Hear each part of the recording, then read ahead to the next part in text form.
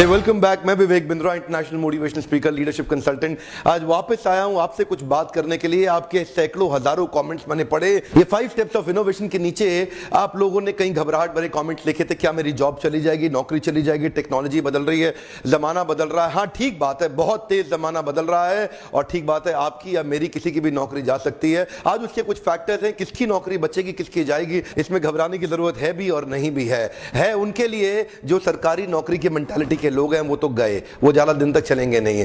Artificial intelligence आ गया है, robots आ गए हैं जो अमेरिका के अंदर तरह तरह की रिसर्च जो कि ऑक्सफोर्ड ने भी करी और इनफैक्ट ओबामा के सेक्रेटेरिएट ऑफिस ने भी दे दिया एक रिसर्च कि 2030 तक 50% जॉब्स अमेरिका के अंदर रोबोट्स और आर्टिफिशियल इंटेलिजेंस खा जाएंगे। जॉब्स खत्म होने वाली हैं, जितने भी रिपीटेटिव नेचर की जॉब्स हैं वो सब चली जाएंगी। जिस जॉब के अंदर क्रिटिकल थिंकिंग नहीं है, क्रिटिकल एनालिसिस नहीं है, जिस जॉब के अंदर रिसर्च बेस्ड या सुपर स्पेशलिटी नहीं है, वो तो जॉब चली जाएगी तुरंत, इमीडिएटली। जो लोग कंटिन्यूअसली इवॉल्व कर रहे हैं, जो कंटिन्यूअसली आगे निकल रहे हैं, एवोल्यूशन से रेवोल्यूशन पे जा रहे हैं, उनके लिए घबराने की कोई बात नहीं है। कई मेजर्स हैं, देखिए मैं कुछ जॉब्स बताने वाला हूं जो एकदम खत्म हो जाएंगी। देखिए, 2 तरह की एक्टिविटीज होंगी, लेस ऑटोमेटेबल एक्टिविटीज और मोर ऑटोमेटेबल एक्टिविटीज। ये लेस ऑटोमेटेबल एक्टिविटीज वो हैं जिनको ऑटोमेटिक ढंग से नहीं किया जा सकता और मोर ऑटोमेटेबल एक्टिविटीज ये वो हैं जिन्हें ऑटोमेशन के द्वारा कोई रोबोट या आर्टिफिशियल इंटेलिजेंस अपने आप कर जाएगी। जिस काम में रिपीटिशन है,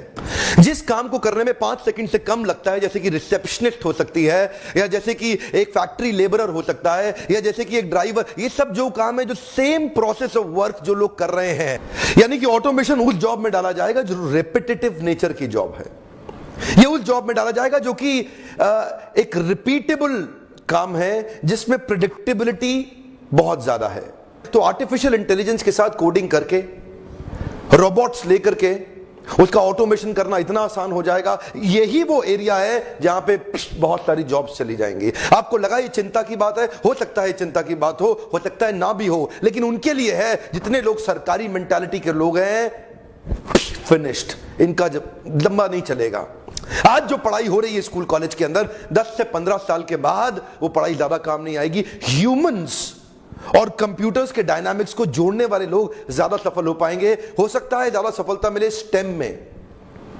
आज आप जितनी अमेरिकन बड़ी कंपनीज आप देख रहे हैं, ये सब आज स्टेम पे फोकस कर रहे हैं। सेंसिटाइजेशन हो रहा है, federal government, American government sensitisation कर रही है स्टेम के ऊपर। स्टेम मतलब साइंस, टेक्नोलॉजी, इंजीनियरिंग और मैथमेटिक्स। मुद्दे की बात है, आर्टिफिशियल इंटेलिजेंस और ऑटोमेशन या रोबोट्स कहां पे ज्यादा काम आएंगे। कुछ लोग होंगे, कुछ तरह के काम मैसेज करते हैं, कुछ क्लासेस करते हैं। मैसेज वो काम करते हैं जो सब लोग कर सकते हैं, जो काम हर कोई कर सकता है वो काम रोबोट भी कर लेगा।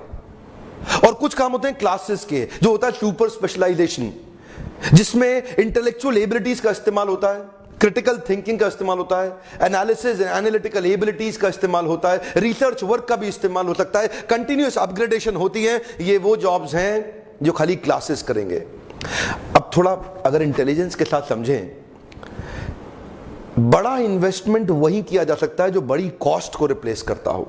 यहां पे बहुत बड़ी कॉस्ट है जिसको रिप्लेस किया जा सकता है, ये आम जनता है, ये स्पेशलाइज्ड जनता है जो कंटिन्यूस अपने आप को अपग्रेड कर रही है। इसको कोई भी रिप्लेस करने की कोशिश नहीं करेगा। उनको पता है ये थोड़े ही लोग हैं, इनको तो हम पैसा दे देंगे। जैसे कि ड्राइवरलेस गाड़ियां आ रही हैं, अब इस समय कुछ सैकड़ों बिलियन डॉलर का जो मार्केट है आज ड्राइवर्स का, वो खत्म हो जाएगा। अभी 20 साल लगेंगे इंडिया तक पहुंचने में। अमेरिका में चालू हो गए, हम लोग एक्चुअली 10-15 साल पीछे चल रहे हैं। ऑफ कोर्स मोदी सरकार यहां पे skill building, skill India, skill building पे काम कर रही है, मैं बधाई देता हूं उनको। लेकिन अभी स्किल के साथ साथ ऑटोमेशन पे काम करना बड़ा जरूरी, क्योंकि यहां पे कोई सोच नहीं रहा है उसके बारे में। मासेस में स्केलेबिलिटी और फाइनेंशियल वायबिलिटी आती है, इसको बड़ा किया जा सकता है तो इस पे इन्वेस्ट किया जाएगा, वहां पे आपकी जॉब हमेशा सेफ रहेगी। अगर आपका काम एक ऑटोमोबाइल मैकेनिक का है और वहां पे असेंबली लाइन के अंदर कंटिन्यूस, तो वो काम रोबोट्स कर सकते हैं। कंस्ट्रक्शन वर्कर का है, ईंटें लगाने का है, वो काम रोबोट्स कर सकते हैं। अगर आपका काम कोरियर या डिलीवरी बॉय का है, वो आगे चल के इलेक्ट्रिक ड्रोन्स करेंगे। इलेक्ट्रिक अमेज़न ऑलरेडी कर चुका है एक Amazon पहली अपनी कुरियर डिलीवरी ड्रोन के साथ कर चुका है। आने वाले समय में ये जो सिंपल कुरियर बॉयज हैं, जो लोग चाहते हैं कि कुछ साधारण सी सिंपल नौकरी मिल जाए, मजे मारूं, लंबे समय तक नहीं चलेगा। कंटिन्यूअस अपग्रेडेशन वाले लोग हमेशा सेफ रहेंगे। प्रेडिक्टेबल फिजिकल वर्क का तो पता है कि 80% जाएगा ही जाएगा। डेटा प्रोसेसिंग भी 70% आपके हाथ से निकल जाएगा। डेटा कलेक्शन वाले भी 64% चले जाएंगे। लेकिन जो अनप्रेडिक्टेबल फिजिकल वर्क है, या जो स्टेक होल्डर इंटरैक्शन या अप्लाइंग एक्सपर्टीज या लोगों को मैनेज या पीपल स्किल के काम है, ये सेफ रहेंगे। ध्यान रहे, नीचे देखिए, मैं दोबारा बता रहा हूं, ये लेस ऑटोमेटेबल एक्टिविटीज हैं, ये मोर ऑटोमेटेबल एक्टिविटीज हैं। अब इंडस्ट्री कोई भी हो, manufacturing, agricultural, mining, construction, finance, insurance, real estate, in IT या प्रोफेशन, यानी कि जिसमें टेक्निकल पोटेंशियल है ऑटोमेशन का, वो नौकरी गई। जिसमें टेक्निकल पोटेंशियल कम है ऑटोमेशन का, वो नौकरी सेफ है। Amazon Go ने अभी रिसेंटली कमाल किया। Amazon Go की मोबाइल एप्लीकेशन लेकर के उनके एक बड़े स्टोर के अंदर आप एंटर कर जाओ। अंदर इतने वैरायटी ऑफ सेंसर्स लगे हुए हैं, आप अंदर जाओ, कुछ भी सामान इकट्ठा करो, कुछ भी उठाओ, और जैसे ही आप दरवाजे से बाहर निकलोगे, it will automatically charge you from your Amazon account. कोई लाइन में लगने की जरूरत नहीं है, जाकर के आपको लेबल पे उसको पंच करने की जरूरत नहीं है, कोई स्क्रीनिंग करने की जरूरत नहीं है। आपने जितना सामान इकट्ठा किया, उठा के चुपचाप निकल जाओ, चुपचाप अंदर घुसो, चुपचाप निकल जाओ। खुद ही सारे सेंसर स्क्रीनिंग करके वो बिल आपके अकाउंट से अपने आप काट देगा। इसका मतलब क्या हुआ? इसका मतलब कैशियर की नौकरी गई। इसका मतलब क्या हुआ? अकाउंटेंट, टेलर की नौकरी गई। जानते हैं, इसी प्रकार जितने रिपीटेटिव नेचर के जॉब्स हैं, वो आर्टिफिशियल इंटेलिजेंस डेवलप कर लेगा।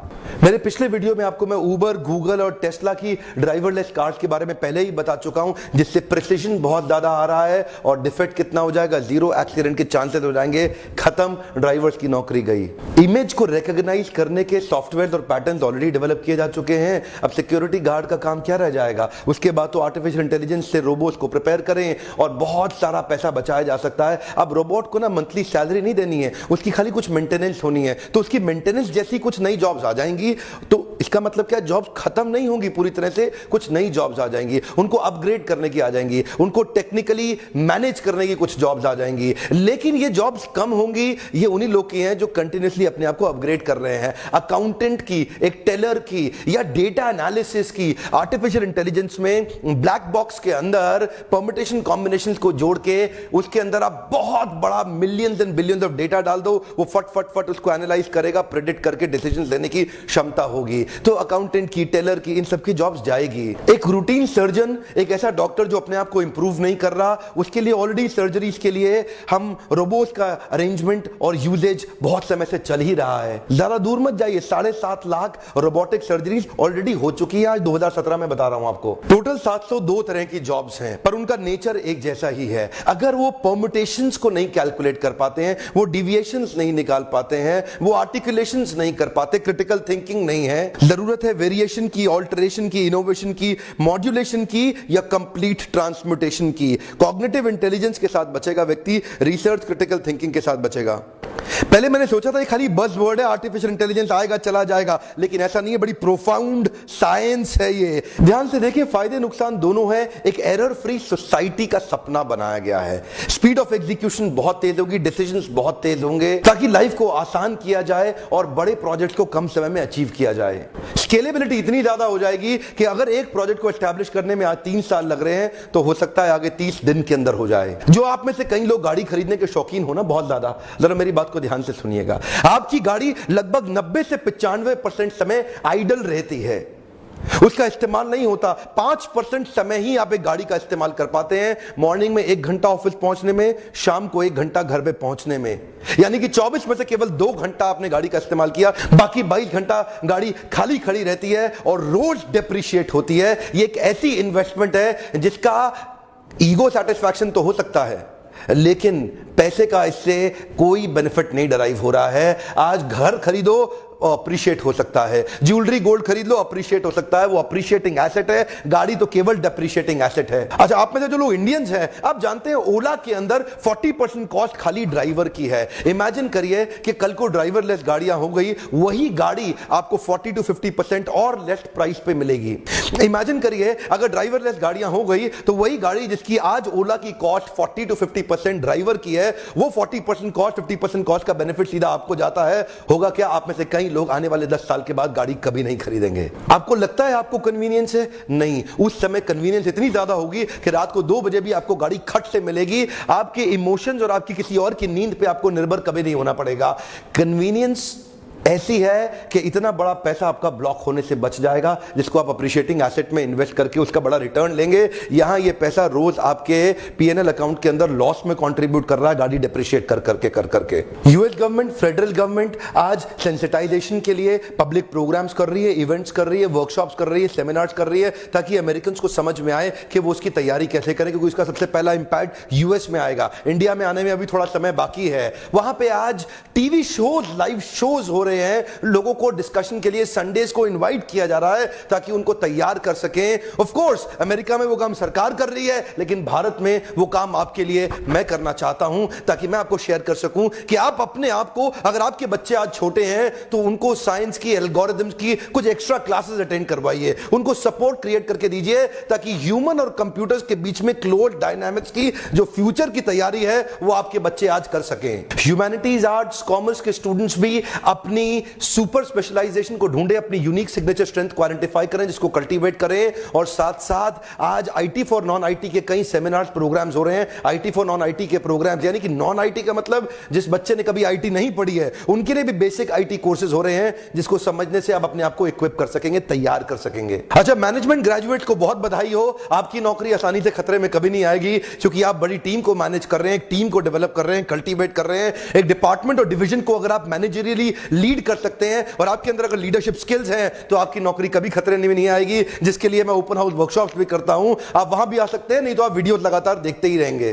Strategy and execution, leadership development, knowledge management, organisational development, organisational HR execution, इस तरह की लीडरशिप और स्ट्रैटेजी के लोग हमेशा सेफ रहेंगे, क्योंकि इनका काम कभी भी रोबोट नहीं कर सकता। तो ये स्किल्स आप निरंतर डेवलप करिए। टेक्निकल स्किल वाले उड़ जाएंगे, मैनेजरियल वाले स्किल वाले बचे रहेंगे, पीपल स्किल वाले बहुत दूर तक जाएंगे। इसीलिए जरूरी है कि आप ह्यूमन इंटरैक्शंस को, कंप्यूटर के डायनामिक्स को सीख करके इंप्लीमेंट करेंगे, तो हमेशा हमेशा आगे बढ़ते चले जाएंगे। पिछले वीडियो में मैंने एग्रीकल्चरल रोबोट्स के बारे में बताया, इस वीडियो में मैं बता रहा हूं फ्रंटलाइन आर्मी के मिलिट्री रोबोट्स भी तैयार किए जा रहे हैं, ताकि ह्यूमन लॉस होना खत्म हो जाए। तो बहुत जूनियर सिपाही जो सेना का है, अब उसकी मृत्यु हमारे को नहीं सहनी पड़ेगी, क्योंकि अब रोबोट जाकर के जंग लड़ा करेंगे। अनमैन्ड एरियल व्हीकल्स और ड्रोन्स इस समय बॉम्बिंग के लिए ह्यूमन लाइफ को बचा करके टेक्नोलॉजी का इस्तेमाल किया जा रहा है वॉर्स में। अगर आप एक्यूरेसी चाहते हैं with greatest degree of precision, अगर आप चाहते हैं एरर फ्री सोसाइटी हो जाए,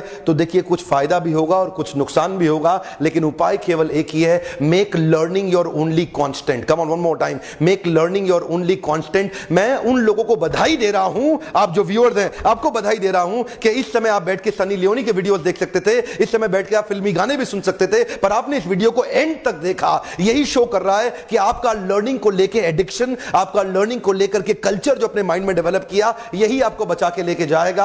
आपको क्या लगता है नीचे लिखिए। आर्टिफिशियल इंटेलिजेंस और रोबोटिक ऑटोमेशन के बारे में आपका विचार क्या है, नीचे लिखिए। इसका फायदा, नुकसान, what do you feel? I would like to hear your comments also. Video like करेंगे तो मुझे अच्छा लगता है, और अगर इस भारत को एम्पावर करने के मिशन में आप मेरी मदद करना चाहते हैं, तो अपने कुछ खास दोस्तों को यह वीडियो जरूर शेयर कर दिएगा। वीडियो देखने के लिए आपका बहुत बहुत धन्यवाद। सब्सक्राइब नहीं किया है जरूर कर लीजिए, क्योंकि इस तरह के पावरफुल कई वीडियोस मैं डालने वाला हूं। बेल पे क्लिक करेंगे तो आपसे मिस नहीं होगा। Thank you very much.